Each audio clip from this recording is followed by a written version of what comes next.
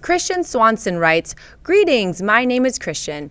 I found the show a few months ago on YouTube and just about cried tears of joy. You guys are so awesome. If Superman Returns actually became a huge hit back in 2006, do you think a Superman-Batman film like the one that was teased in I Am Legend or a Justice League film would have been made already? Was it a failure of Superman Returns that no plans were made so quickly for a crossover film?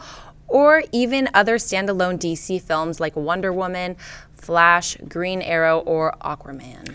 I think there's actually two parts to that question. Number one, do we think that the financial failure of Superman Returns hindered the progression of what DC was able to do? And the second question is, if it was a huge success, or was also the failure the reason we don't see the spinoffs?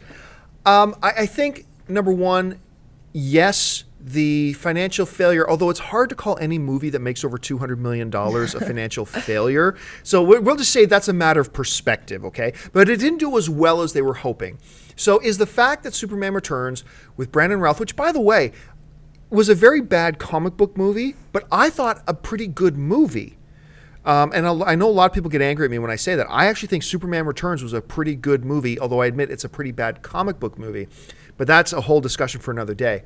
But if it had been more successful, I think you would have seen Warner Brothers been more aggressive, if you will, in developing their DC universe of all their characters. Would they have done a Batman crossover film with the Christopher Nolan Batman and Christian Bale playing the role?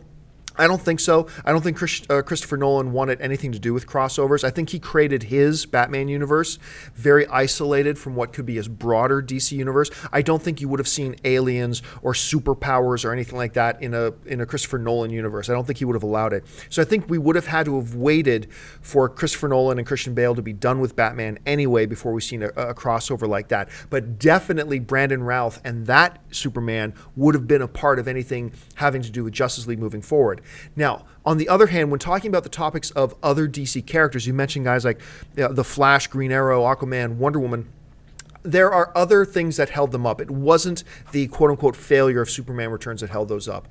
Aquaman is just a dumb character.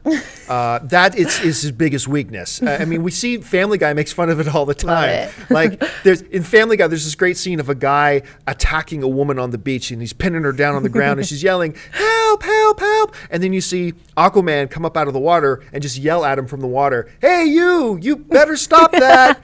You better stop. We're going to throw this starfish at you." And the rapist is just kind of laughing at him. And then there was a Wonder Woman script.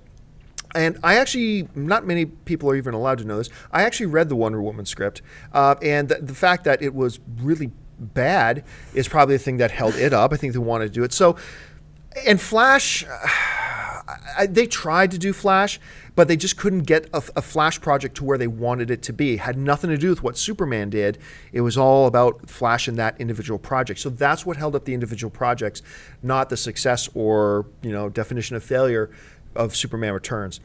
Hey guys, if you like this video, make sure to stop what you're doing and subscribe to our AMC Theaters YouTube channel to keep up to date on all the movie news, editorials, and our AMC Movie Talk Show. Also, make sure to follow us on Facebook and Twitter to hear about all our special promotions, contests, and prize giveaways.